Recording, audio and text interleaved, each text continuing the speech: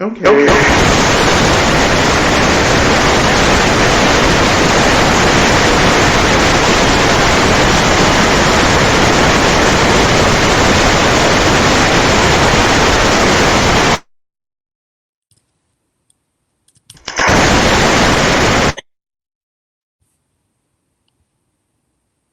Hmm.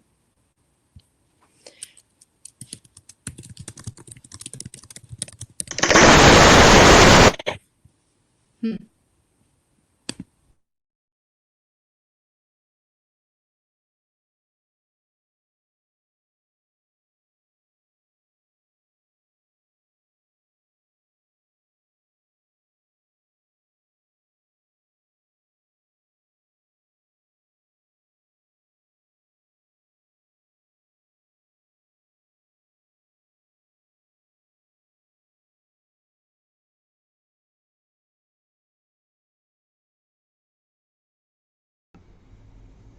Okay. Hello? Can people hear me? Okay. Okay, good. I don't know what that was. It was weird. Anywho, welcome back, everyone. Welcome to our Sunday, Sunday, Monday. It's been a long week. It's been a very, very, very long weekend.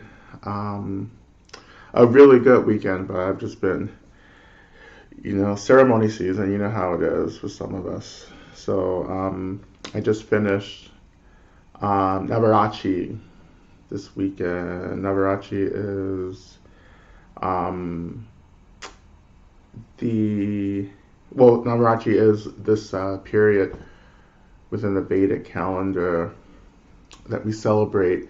Um, at least in my community, we celebrate um, nine. Well, in general, you celebrate um, like the 9 or 10 manifestations of the mother within Vedic tradition, like Saraswati and um, Lakshmi, Kali, and so forth.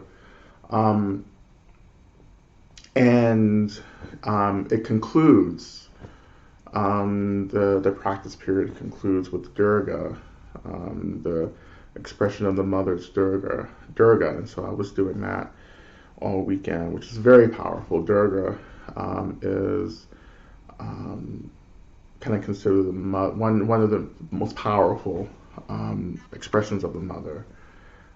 She's kind of badass. But anyway, I was doing that all weekend and doing some other stuff. So I'm just like getting back into the world um, and situated. So it's good to be here with you all. For those of you who are new, this is our Medicine Buddha practice. I will, and at any point you can add any prayer requests, and then I offer those prayer requests in our practice, right? And we pray for anything. Um, and and also feel free to say hello where you're tuning in from. I love to see who is this? Jasmine from Melbourne, Australia, and yeah. So welcome, and people from the Hudson Valley. That was my old stomping ground, the Hudson Valley. I trained up in Hudson Valley in Wappingers and Poughkeepsie. Um, and yeah. So where you're from, any prayer requests, and we'll get started. Whenever I stop talking, really, that's how it's going these days.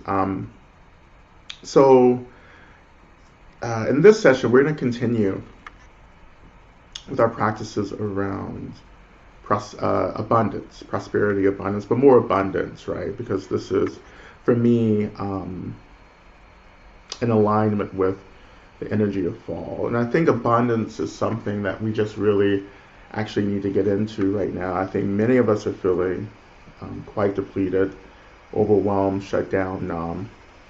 And fall, autumn invites us into really, and I know it's not fall, all over the world, right? But you can still participate in this. I don't think it's fall in Melbourne. I don't know why I can't say Melbourne today. But Melbourne in Australia. Um, so I know it's not autumn there, but like still abundance practice can be done anywhere. But right here, I guess in this hemisphere, I guess we're talking about um, um, um, autumn. I'm sorry, I'm reading messages and everything. But so continuing from last week, part of our practice will be thinking about what you need. And let's go ahead and do that now as we're setting up and getting ready to go into practice. I want you to start thinking about really just the one thing that you need right now. And this can be anything. This can be energy, it can be money, it can be a new car, it could be a good romantic partnership, it could be a new job, it could be access to basic resources, it could be the end of patriarchy, capitalism, reasons, what it may be. What do you need right now, right? Do you need you need to rest? Do you need, a good cry? Do you need a good meal? Do you need to go to the restroom? Literally, what do you need right now, no matter how grand or minute it may be? Think about what you need, because that's going to be what we're going to be calling into our practice today through the practice of Medicine Buddha. That kind of calling in of energy, particularly the energy of what we need, is part of the restoration. Of fall, of autumn, whenever your part of the world gets into autumn. Traditionally, it's about the harvest. It's about gathering, right? It's all the work that you've been doing in spring and summer. In agriculture societies, like we're, some of us grew up in rural agricultural communities. Some of us grew up in urban areas, kind of disconnected from the cycles of planting and harvest. But traditionally, when we were agricultural society. Even I think about my family, my grandparents, and my great grandparents, and particularly all like kept to gardens, and had some connection to the season. Of course, I come from enslaved ancestry, so of course my ancestors had to work the land, and after slavery, we entered into this period of like sharecropping. Sharecropping is when former slaves often got just like a plot of land, and they grew on that land, but they had to give part of it to essentially the former slave owners or whoever owned the land, after the Civil War. So there's this kind of connection to the land that I feel really called to explore, but in a more liberatory way, in a more freeing way. But anywho, so you spend the spring and the summer planting and taking care, and then you begin to harvest, right? In preparation for the winter, which is just kind of a shutting down. Right? It's gather everything in, get all your resources, and the winter is for rest, reflection, and so forth. We don't really follow the energy of the seasons anymore, because we have the technology to live outside of seasons. So we don't depend on the cycle of the harvest. We don't depend on the moon like we used to in like our ancestors did in earlier civilizations. We don't have to depend on that because we have the technology to disrupt that. But as I was asking last week, what does it mean for us to return back to the cycle of the seasons? What does it mean to return back to eating with the seasons and sleeping with the seasons? You know, and that's something that I was really blessed to practice with when I was in 3 year retreat, because it was for the first time in my life I became so acutely aware um, of seasons, because I wasn't distracted, I wasn't running around, I was just sitting in a wooden meditation box for 3 years looking out the window, wishing to be out of that meditation box and retreat facility, and to be back out in the world. But I sat and I learned how to really lean into the seasons, right? Um, and this year, since I've been living on this land of Muskogee, Cherokee, and Creek people, we call Atlanta, Georgia, here in the southern United States. I've been planting and taking care of plants. I've been growing. What have I been growing? I've been growing tobacco for ceremony. So now, hopefully, well, whenever I figure out how to process the actual plants into tobacco, which is my next thing to figure out. I'll have tobacco for ceremonies now, and I'm growing Tulsi. And then, of course, I'm just keeping a few house plants as well. And that has helped me to reconnect to the energy of the land and to the growing cycle as well. And so that harvest is happening soon, right? But that growing the harvest is about abundance. To be so overwhelmed, as I was talking about Trungpa Rinpoche and the work that he used to do around the five Buddha families, and thinking about how these families line up with seasons. But when he talked about the fall with one of the Buddha families, he talked about that Buddha family being associated with richness. He talked about and the fall, and how the light changes in the fall, how the light becomes so soft and nourishing and golden, and how the harvest is being brought in, right? And the ceremonies around the harvest, so that's another part of ceremony season that we're moving into, the celebration of gathering the harvest, right? The celebration of ancestors, at the end of the month, right? And all that's related to one another.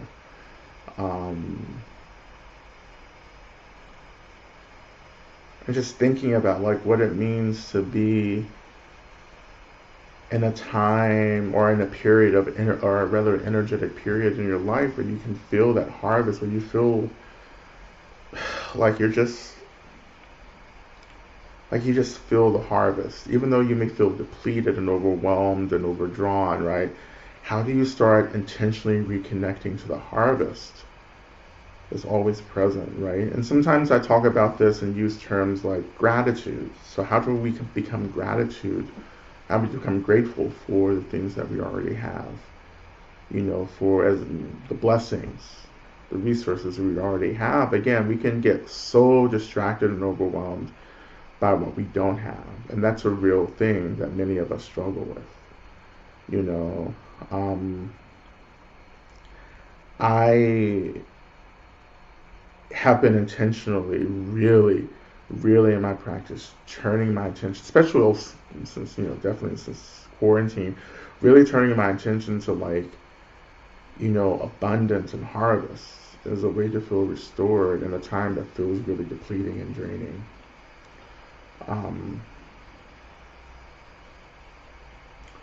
And you can also, in the chat box here. You can also just kind of post what you're needing as well. hmm And also remember, ask a question. We'll try to get to questions at the end of tonight. I think there were questions that I didn't get to last week, if I'm not mistaken. But if you want to repost those, that would be great. You know, what do people need? As a person growing up, this is from Jules. As a person growing up in the South, I need healing from my own dehumanization. Exactly. You know, and that energy of rest, and that particular energy is to reconnect to humanity, and which means connecting to the body, connecting to the breath, right? Connecting back to our own minds. Dehumanization often is an expression of kind of disembodiment, right? Or, you know, sometimes we can say disembodiment is also disassociation. But dehumanization means that, like, often we don't feel safe in our bodies because we've never, you know, our bodies have been this point or this experience of liability, right? Or another way of saying liability is that my body has felt unsafe. It's not felt stable, because I've not grown up in a context, matured in the context in which my body has been allowed to be safe.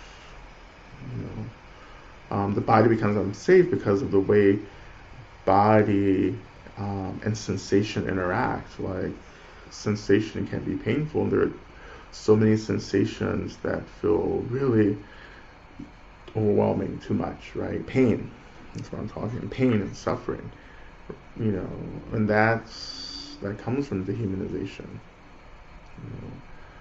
where there's so much violence, psychic violence, mental violence, physical violence directed towards us, that we have to create distance between our consciousness, our sense of knowing, and the physical body, right? Of course, we don't consciously do that necessarily. It just happens because it's like a defense mechanism.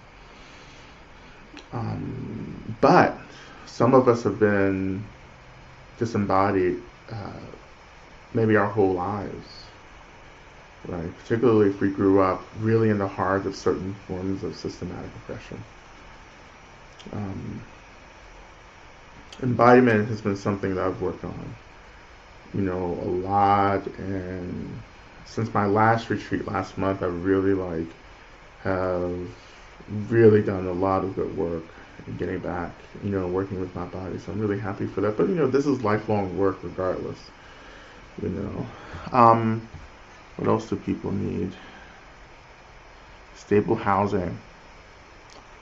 I need balance, vitality, wise compassion, strong boundaries.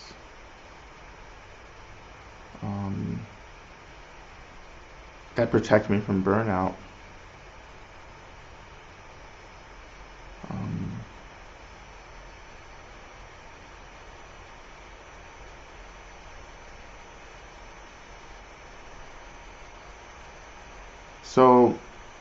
So if you're just tuning in, we're going to get started very soon. I'm asking everyone to think about something that they need right now. And so also invited you in optionally to kind of post into the chat here what you may need, as well as your prayer requests. I need to trust the unknown. I need rest. I need to be able to sit with the uncertainty of whether my son can work towards healing and the uncertainty of his future. I need to care for my own body. I am having stress-related physical issues, and I need to protect my own energies, right?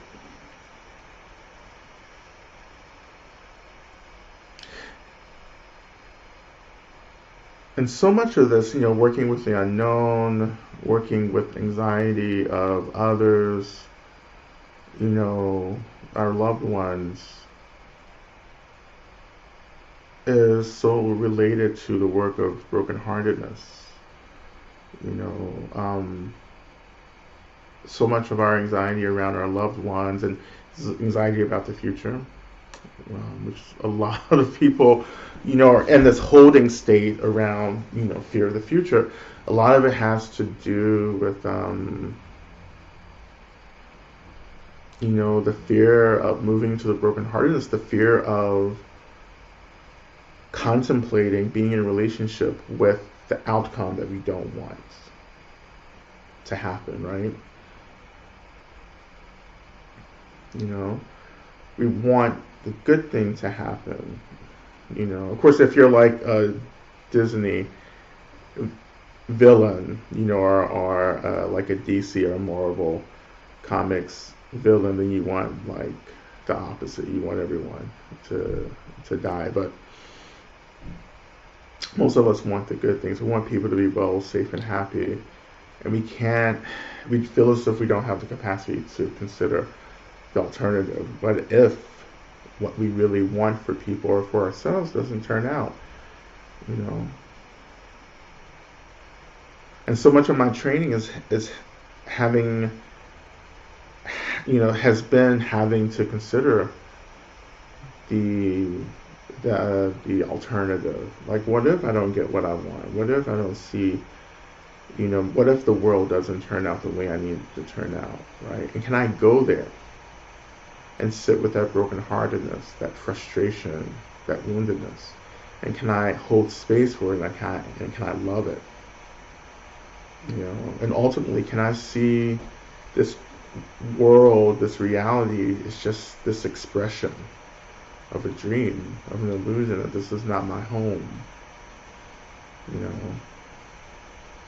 that this is an experience that I'm passing through. Can I balance the realness of the world with the illusion of the world, right? Can I hold both of those extremes together? Because that's really what we're doing in our practice, right? We're holding both these extreme truths together, that the world is real and the world isn't real, together, and we're not privileging either. So we may act as if we're in the real world, but our view is situated within the ultimate, the absolute. And you can't separate those. Ideally, we have to move on the earth. We're situated on the earth, right? And feeling that grounding, but also knowing that all of this is just something. It's just a thought. This emptiness, this space, this energy. That to be in the world and also say, and the world is an illusion. And to hold, again, both of those truths together, but not to lose compassion for the world, and compassion for yourself, and compassion for beings around you, because that's another alternative. Like we get so fixated within the ultimate and the absolute that we lose compassion for the world. This is, I can, there's so many practitioners, who are so addicted to these ultimate absolute teachings, because they don't want to deal with the world. But you can't get enlightened, you can't get free until you actually embrace and love the relative, right? And loving the relative world is the doorway into the ultimate. There's no such thing as bypassing the relative world. You have to see this world as an expression of the absolutes, right? You just can't shit on the world and say, I'm not going to deal with this, and just kind of get fixated on the ultimate, because you're actually not free. It becomes, and when you do that, you're also bypassing the body, right? As the Buddha demonstrated, like the body and the mind must come together in union for us to experience freedom, liberation. Like he had to understand that in his practice. Of course, that was already, since the Vedas had been around for maybe 3,000 or 4,000 years, before the Buddha came around. It's like, so that was already, you know, you know, you know, that was already in the culture, the importance of the body, right? Um, but you can't see the world as a nuisance, right? And the people and people's views and attitudes and climate and justice and systems of violence. It is a nuisance, right? On one hand, it is. It's like it's not fun, but you can't see it as an obstacle for our liberation, right? Liberation is more than just trying to achieve this vision of utopia. And harmony is also understanding the nature of everything. This is what we're trying to do.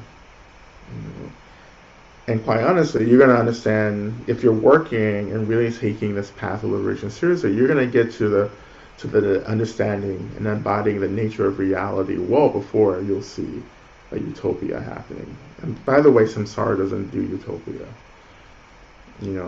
Matter of fact, utopia means nowhere to begin with. So if you're like fixated on this reality turning into a utopia, it really is not going to work out, because this is, samsara isn't about wisdom and compassion, but we individuals, communities, we can become about compassion and wisdom. And that begins to disrupt our relationship to the delusion of samsara, and that is what gets us free. We won't all collectively experience liberation, right? Like every being on this planet won't do that. But individuals will, and small groups will, right? Of course, that's the basis for the Shambhala teachings. The teaching of Shambhala is based on this mythology that there was this enlightened society that achieved the city or community that achieved enlightenment, realization together. And because of that, their collective enlightenment heightened their, their collective vibration, right? And when you start vibrating on a higher frequency, then you start experiencing higher stages, levels of consciousness, right? And that can be quite powerful, right? And I do believe in that. I do believe that, as we deepen our compassion and wisdom, that we begin to experience higher levels of consciousness, then that can render, or that can result in us having, certain abilities to do things, right? Even to leave the world and enter into another plane of existence. So anywho, so going back to the basics, right? It's the world and the fear, anxiety, and violence, it can't consume us. And that's what's happening to many of us. The world is consuming us. The doubt, anxiety, and fear and worry, it just consumes you. It's consuming you because we haven't done the labor of moving to the brokenheartedness of what it would mean for things not to work out. What does that mean for us? And to do that heartbreaking work with the understanding that this is just an illusion to begin with, right? And so all these years of my practice, just being at this point in my practice, like I just have this incredible faith, that things work out. And not only that, I'm not really that afraid to die. And that's also a part of this. We're also afraid of dying. Speaking of the unknown.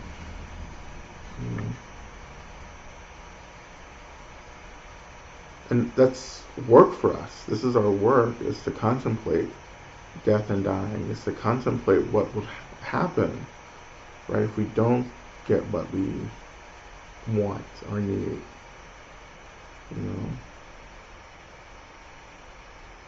And that's when the spiritual path gets real fucking real. You know, that's when it gets real, when you're moving into that material. You know.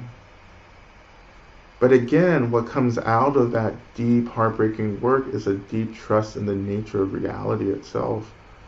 That you begin to experience this deep spaciousness. It's like, oh, yeah, the world is fucked up, but like this is just one thing that's happening within a constellation of a billion things that are happening.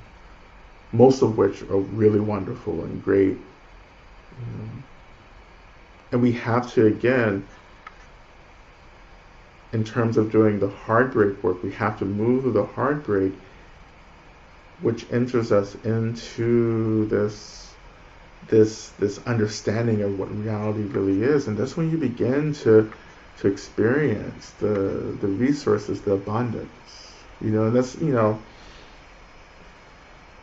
for me, it's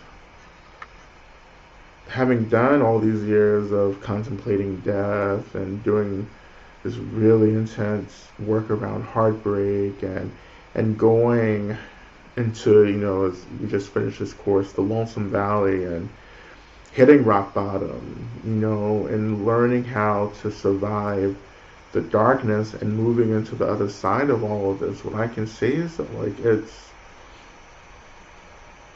on the other side is joy.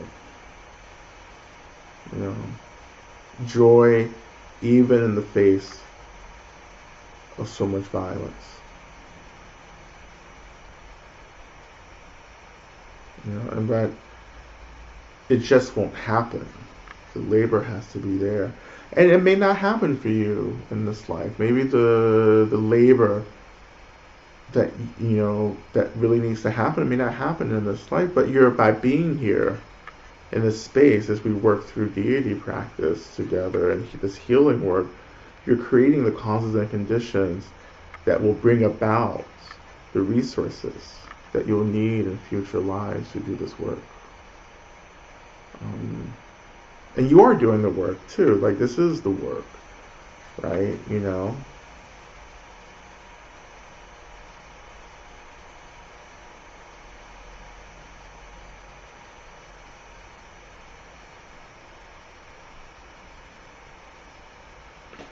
One of the teachings that I got this weekend from Majaya Sati Bhagavati, who's passed, but I was listening to a recording of one of her teachings, and she said something in this teaching along the lines of, get happy before you're happy. And that's just like really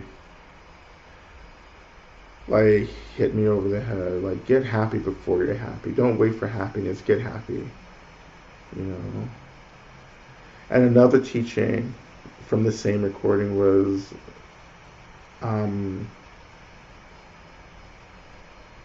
like, find the joy and gratitude in waiting. Like, and basically being patient. Like, find the joy in being patient. Like, as we pray and we work and we're trying to bring this about, like, find the joy in it. And that's, these are just, these are very high esoteric teachings. Get happy before you're happy. Like, what is that? But when you really start practicing with it, it's the resources are there.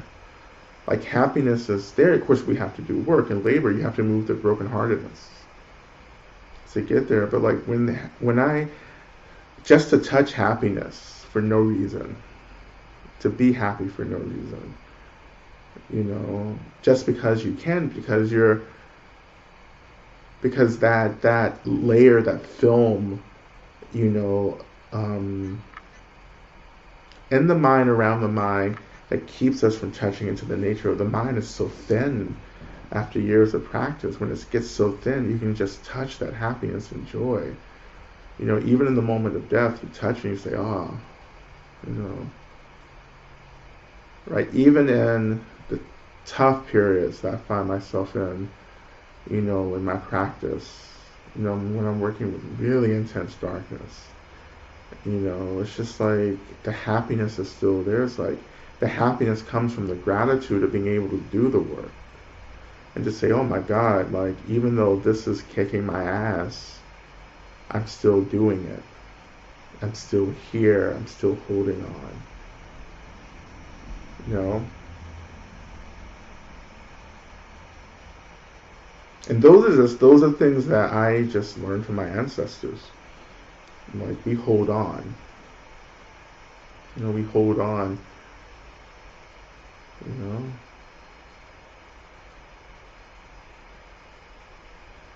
And like when I die, I hope that, one of the part of my legacy or all of my legacy will be recognized as just like this life of practice of just holding on. And just keep showing up over and over again. Just keep holding on. And that's what it takes. It's what it takes to move through all of this holding on. You have to hold on. But you have all these resources that helps you. For those of you who are just so overwhelmed with anxiety and worry, you have to know that like you're surrounded by incredible love. You're surrounded by so many beings who are trying to help you. If you could just allow them to help. And they are helping. Like you don't necessarily have to consent. Like there are many beings who are just like they're protecting you, working with you. But when you start consciously connecting and moving out of the way and letting these loving beings help you, then you'll see something different. This is why this 7 homecomings practice is so important. It's why I did this. So I wanted you all to have an understanding of all the resources that are around you, right? All the beings and ancestors and spirits and deities and teachers and, there's so many resources to hold on to. But you have to start trusting that. And that takes time and work. Again, it takes moving through the brokenheartedness to get there. But there's joy in the brokenheartedness. Right? I mean, you can move the brokenheartedness and letting the beings around you, your homecoming circle, catch you and hold you. And that's the point, is to be held as you fall apart.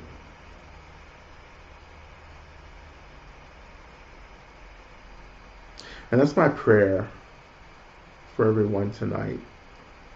So we're going to start the practice.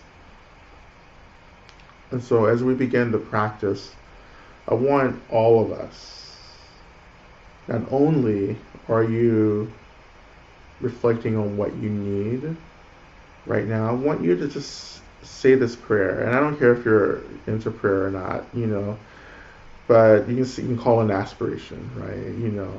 I can do secular language, don't worry. I'm versatile,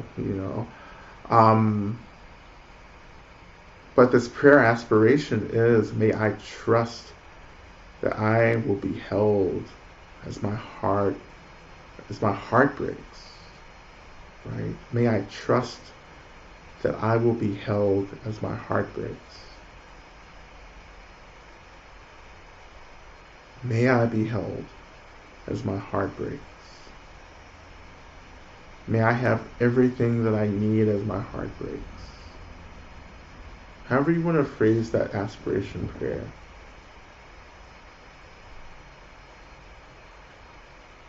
It's so hard to be afraid of both the brokenheartedness and to be also afraid that you won't be cared for when your heart breaks.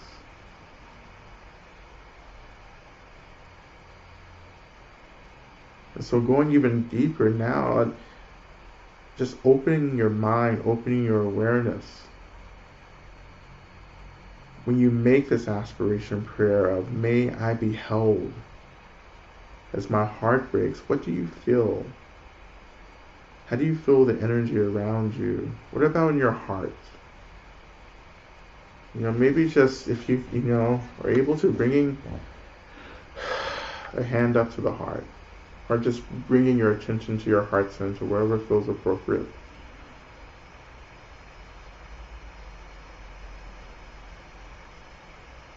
And when we make the prayer aspiration, may I be cared for as my heart breaks. You feel any love, you feel any compassion or something that feels caring beginning to emerge in you or around you. Because when we make that prayer, like we're calling in all the beings who love us, that's the spark of the 7 homecomings, for me at least. When I'm practicing vulnerability, saying I need help, I'm afraid that I won't be cared for. That's when the beings who love you are listening the hardest, and that's when they're showing up. And for those of us in the mother tradition who do the mother practices, like Tara or Kali, whomever, that's when the mother begins to express herself.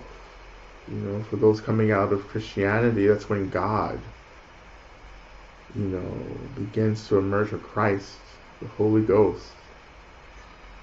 It's when the Trinity arises.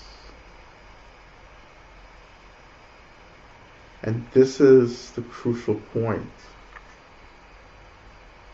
of faith. Like you have to have the faith that when you ask for this help, it's there.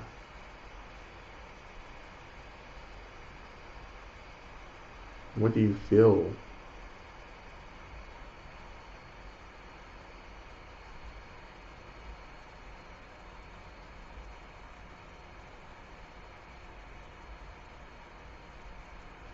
Right, and to go deeper, I invite you to start calling into the space your 7 homecomings, or your benefactors, right? And if you do practice, the 7 homecomings, just moving through the practice, if you're new to this, I just invite you just to begin to think about all the beings that love you. You don't have to know who these beings are, but just reflecting on how you're surrounded by beings that love you. Or you can begin to call into the space beings that you feel very connected to, who love you, deities, or teachers, angels, spirits, ancestors, lineages, right? Beginning to call in your loved ones, your beloveds.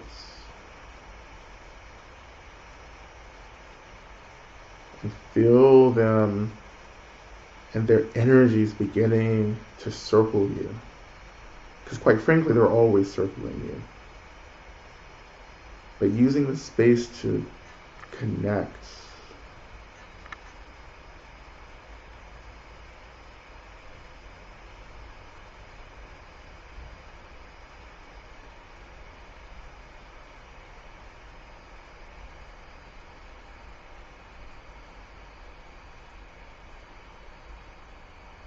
And my prayer continues to be that you are held, that you're connecting to this experience of being cared for. And you can begin to imagine that these beings begin to radiate this energy of care into the space around you. And connecting to that energy in whatever way feels appropriate. You can see it as light, you can feel it as energy, you can feel it as warmth, whatever it is.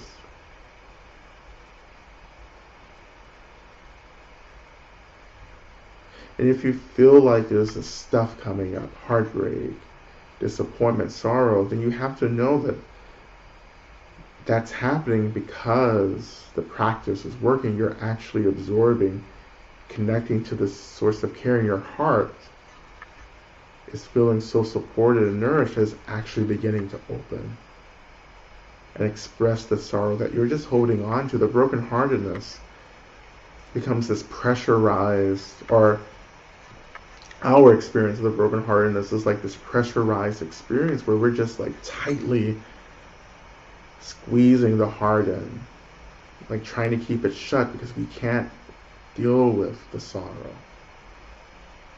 But as we're connecting, feeling, absorbing this energy of care from our beloveds, the heart is being nourished, it's being watered,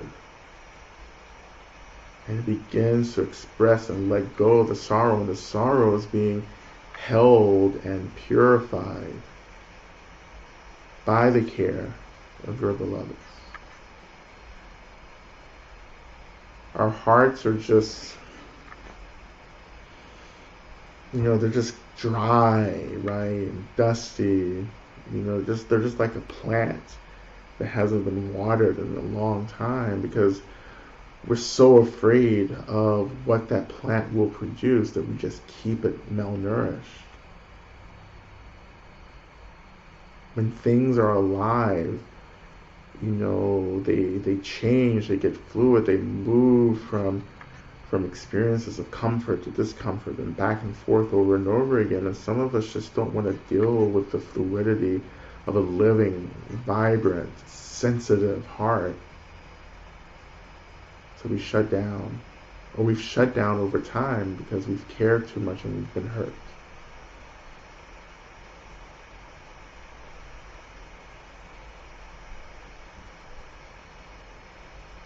So this energy of care, in a sense, begins to water this dry heart, and the heart begins to feel nourished and drinking deeply, it begins to open, express itself, and begins to exude and let go of not just the sorrow, but also the joy. And that's always going to be the case. Even within deep joy, there's always these experiences of discomfort as long as we are in this body and the relative. And the joy can hold everything. We can't keep getting disappointed, because there's going to always be disappointment and sorrow. Why can't we actually be happy that there's this joy, which is an expression of our natural minds, that this joy will always hold the sorrow, that the sorrow is just this experience. It's not the totality, or the sorrow is not the totality of who and what we are, or what we experience, but it's just an experience that's happening among many experiences, all being held by this expression of joy. Why can't we trust that?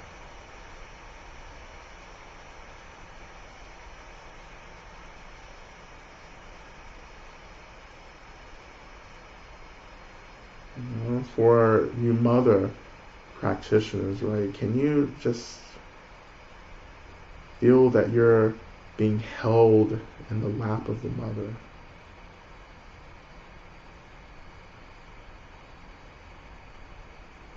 And for those who feel connected to the consciousness, the presence of Medicine Buddha, can you feel that this opening of the heart is the medicine of Medicine Buddha? This is all just medicine. The care, our beloveds, the brokenheartedness that's being held, this is just the medicine of Medicine Buddha.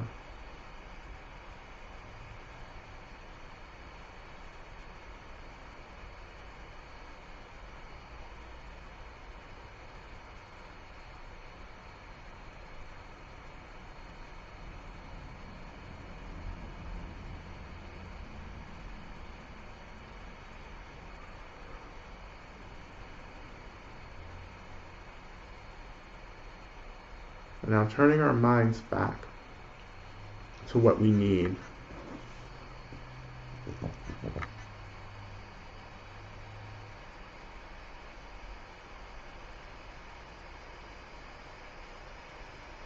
And getting clear again about what is it that I need. And what is the energy of that need?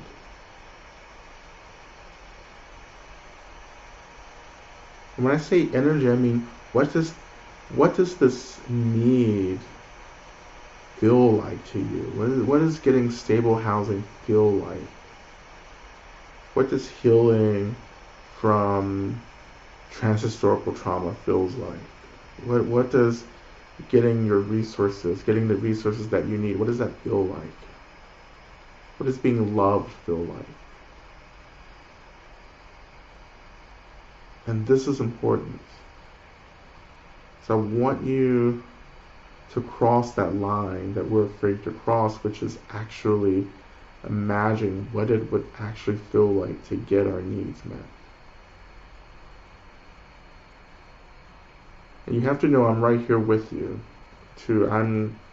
I have needs that I struggle to get met, and I am right here doing this practice with you in this moment. So I'm connecting to the energy of what I need, what that would feel like. And even let yourself imagine, go on a little imaginative journey, a little daydreaming, right? What does it feel like? What would it be like? Because if we can't do this basic kind of dreaming, then it's going to be really hard for us to draw, to galvanize, right? This need. And it's going to be hard for us to see and feel this energy of this need coming towards us, because it's the energy of the need that we're trying to connect to. Because we say we need certain things, but when we really get what we need, sometimes we really don't recognize it, right? Because we have it connected to the energy, the heart of that need. And once you connect to the energy, the heart of that need, you will begin to become sensitive to where that need is and how to draw that need closer. And again, it may not look like what you want it to look like, because we're not concerned with appearances. We're concerned with energy. So again, connecting, what does this feel like to get what you need? Again, understanding that this is the essence of the medicine Buddha tradition right here. We are connecting to the medicine. This is the medicine. We're drawing in the medicine.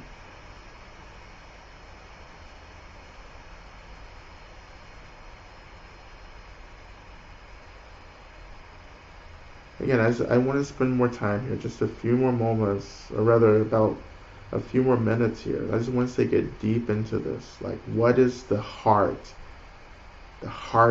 energy of this need? And can we connect to it? Can we feel it? Can we let ourselves wonder what it would be like?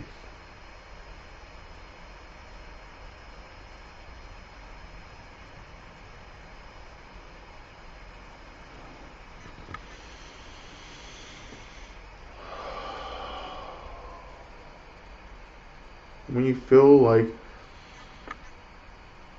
discomfort or the doubt and the fear of doing this, come up, just breathe it out, release it, let it go. Stop holding on to everything.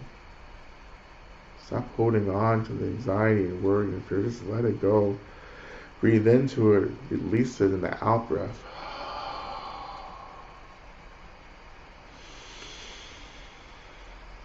And if you're not able to be with the breath, just imagine it's just leaving the body, as if it's just radiating out, like you don't need it.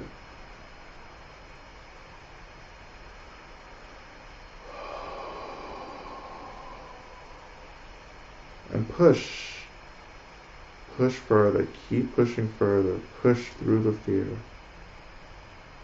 Push through the fear into the medicine.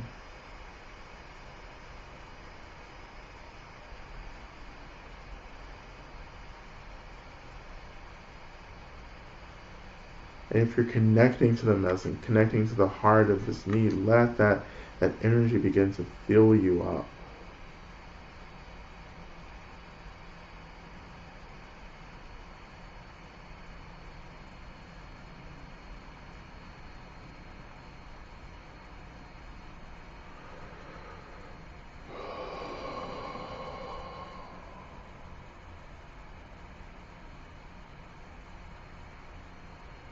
right? And if you're needing an end to like systematic violence, then dream what it would be like to live in a world with no systematic oppression.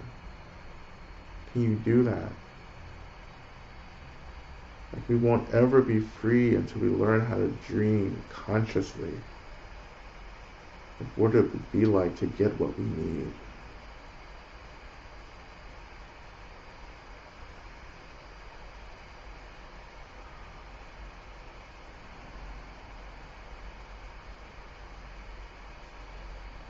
And as we continue with this, I want to just move into our mantra, and you can chant along or you can just continue. Well, we're going to be doing both. Even if you're chanting, I want you to continue with this dreaming, this connecting. This is all we're going to do in the first part of the mantra, just for a few moments, just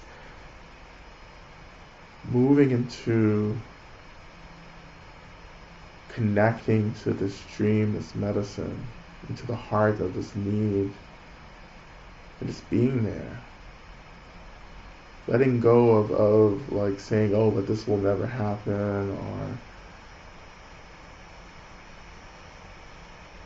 the medicine is there for you right now. Just show up.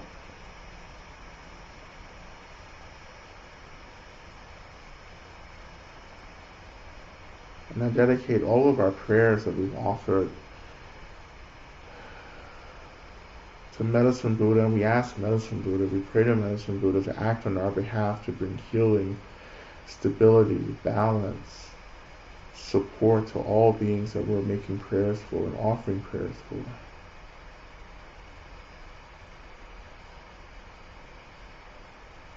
Om Minla Sangye Kino Soha. We turn to our mantra, Teata Om Bekenze, Maha Bekenze, Rasa Sumungate Soha. O Teata Om Bekenze, Maha Bekenze, Rasa Sumungate Soha. Teata Om Bekenze,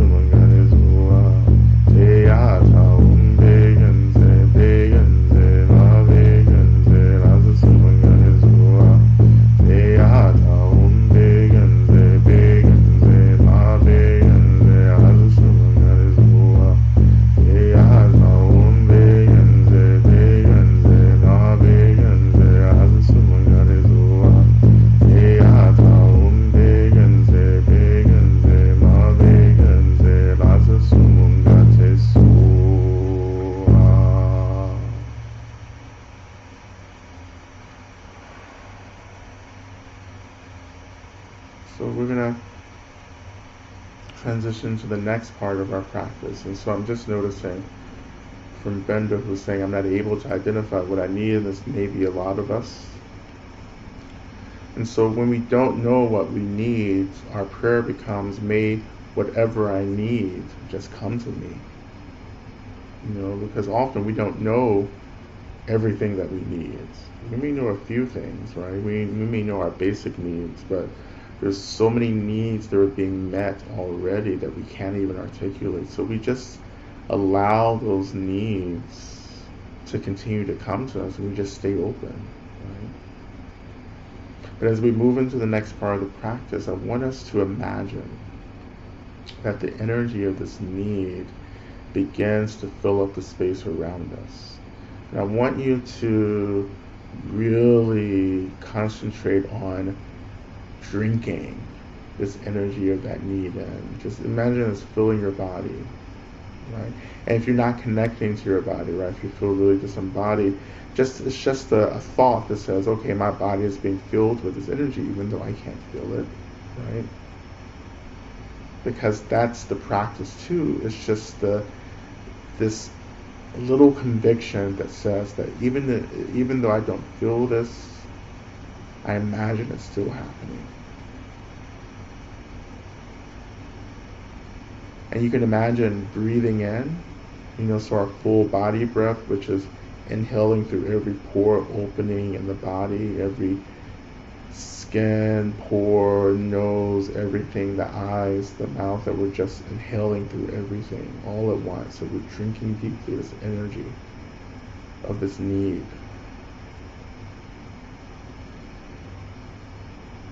And then we continue our mantra.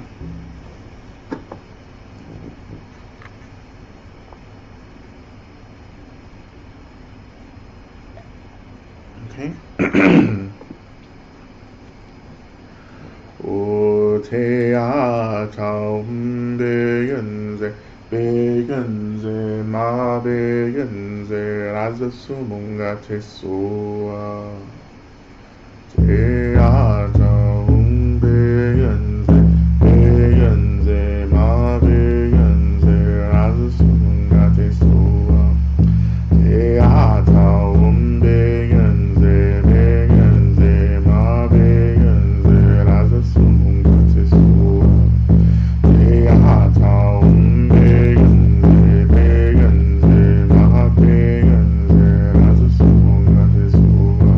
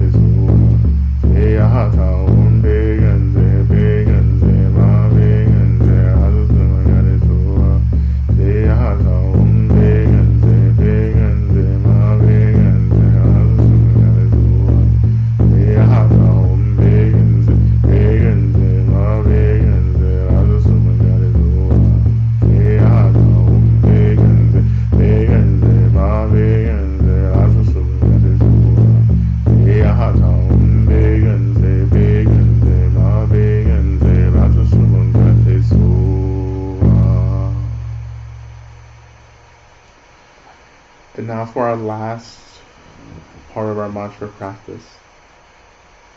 And as we're imagining being filled with the energy of our needs, I invite you again to imagine that you begin to radiate this energy of these needs, of your needs being met, or the energy of connecting to your needs out to those we've offered prayers for in the chat box, and to others in our lives who need this energy, who need their needs met as well.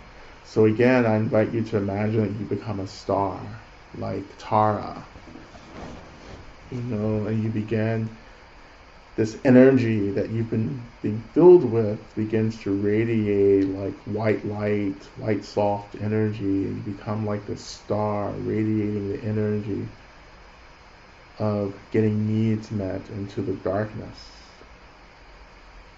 of so much sorrow and despair and hopelessness. And can you trust yourself to do that? Even if you haven't gotten your needs met, even if this is just this imaginary thing that we're doing in this session, can you still have enough trust in this process that you can begin to like radiate and give away this energy of having needs met to others around you?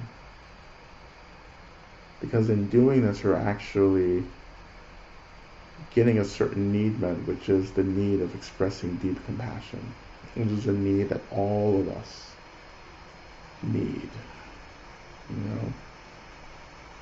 We all need to express a deeper compassion. Even when we feel as if we don't have anything to give, that's when you start giving. And it can be as simple as this radiance of a prayer and aspiration of a practice that others get their needs met as we're continuing to do the work of getting our needs met at the same time. So we continue. O te a ta begenze begenze ma begenze rasa sumunga te soa te a ta begenze begenze ma begenze rasa sumunga te soa te a ta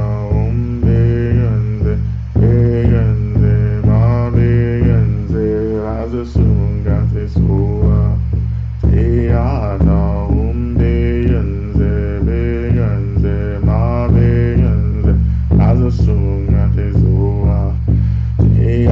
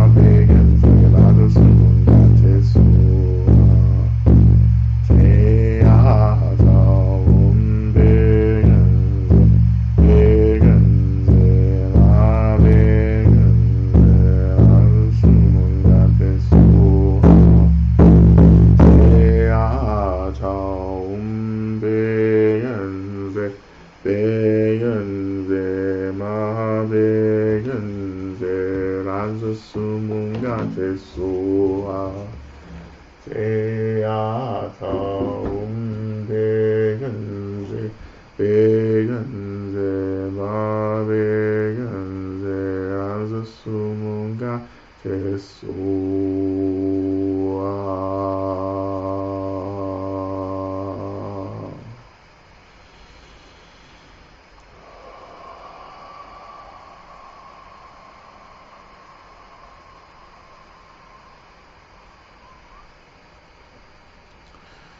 If you're able to be with the breath,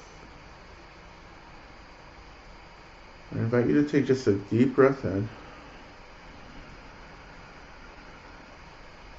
and then exhale that breath down through the body into the earth. I'm going to do it 2 more times.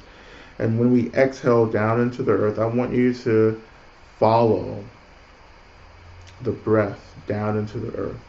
So it's like you're hooking your awareness onto the breath and it's taking you down into the earth.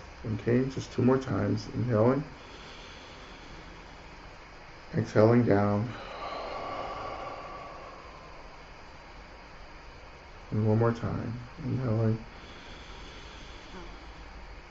Exhaling down.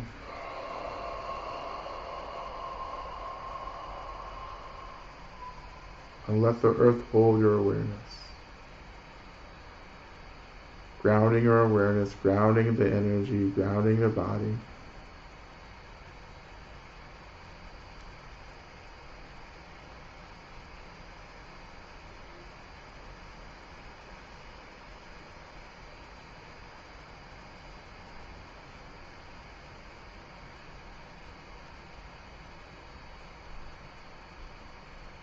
And when you feel ready to, returning your attention to your homecoming circle, your benefactors, thanking them for their love and their guidance, imagining that they begin to dissolve into white light. And absorb that white light into your heart center.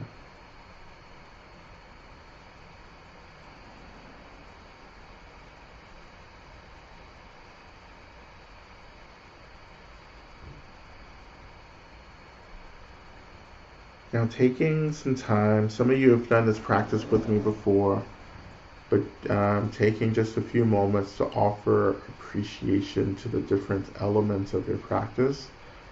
If it's helpful, starting with the earth, thanking the earth for holding us, thanking the seats for supporting us, thanking our bodies for being a vehicle for practice, thanking our breath for sustaining us, thanking our minds for being awakened and spacious, thanking all of our teachers, guides, mentors, elders for their teaching, their support. And we also thank this community, even though we can't see each other, but thanking this space, everyone who's showing up from all over the world, for energetically supporting each other. Even this idea of being online and being in different locations is an illusion. Separation, distance is only an illusion. It's just a thought.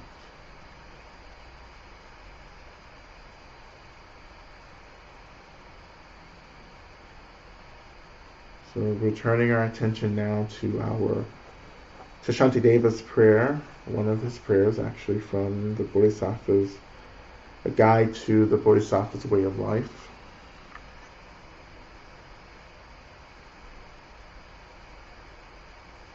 And we're going to recite this 3 times together. May I be a protector to those without protection, a leader for those who journey, and a boat, a bridge, a passage for those desiring the further shore. May the pain of every living creature be completely cleared away. May I be the doctor and the medicine, and may I be the nurse for all sick beings in the world until everyone is healed. just like space, and the great elements such as earth. May I always support the life of all the boundless creatures, and until they pass away from pain, may I also be the source of life for all the realms of varied beings that reach into the ends of space. May I be a protector to those without protection, a leader for those who journey, and a boat, a bridge, a passage for those desiring the further shore. May the pain of every living creature be completely cleared away. May I be the doctor and the medicine. And may I be the nurse for all sick beings in the world until everyone is healed. Just like space, and the great elements such as earth, may I always support the life of all the boundless creatures. And until they pass away from pain, may I also be the source of life for all the realms of varied beings that reach into the ends of space. And finally, may I be a protector to those without protection, a leader for those who journey, and a boat, a bridge, a passage for those desiring the further shore. May the pain of every living creature be completely cleared away. May I be the doctor and the medicine, and may I be the nurse for all sick beings in the world until everyone is healed. Just like space, and the great elements such as earth, may I always support the life of all the boundless creatures, and until they pass away from pain, may I also be the source of life for all the realms of varied beings that reach into the ends of space. Thank you all so much for your practice tonight. We're just going to sit here. We're just going to sit here for a minute in silence together, just to continue just this integration period.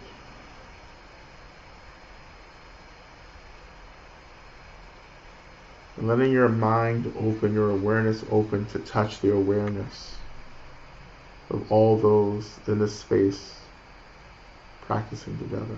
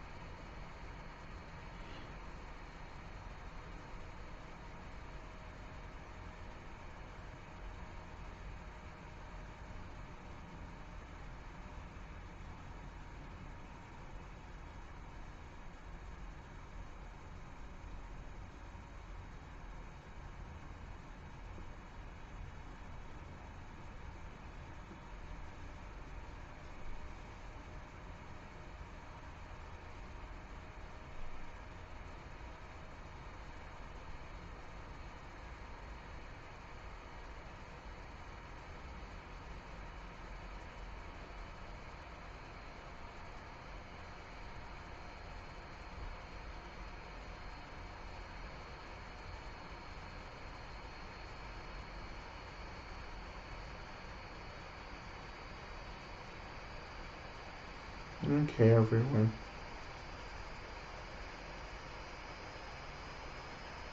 So thank you again so much for your practice. I'll get to these questions next week. I'm sorry I keep missing them. But we come back with the questions next week. Or yeah, come back with the questions next week, and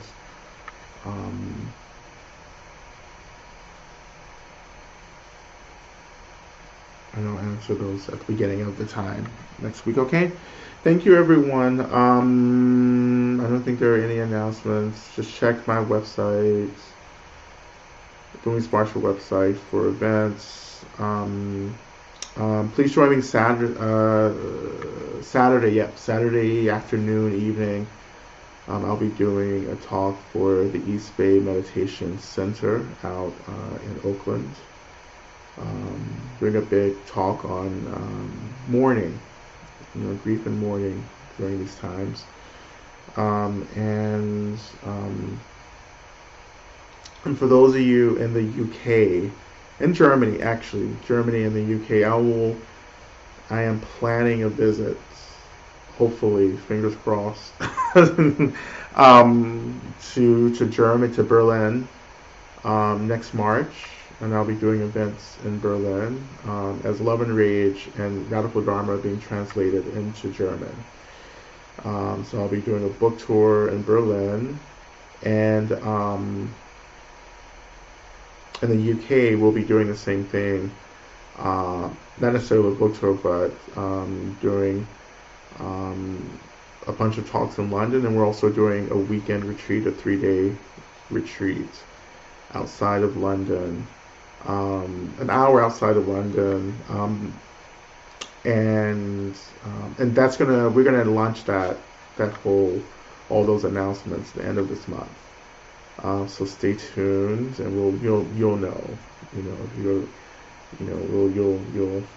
get the word. If you're on my email list, definitely you'll get it. So it'll be a retreat opportunity for all of you in the UK. If you want to fly in to the UK to do the retreat, it's going to be the end of March. Okay, that's it. And thank you so much for your practice. And if I don't see you before, then I'll see you next Monday. All right, thank you, everyone.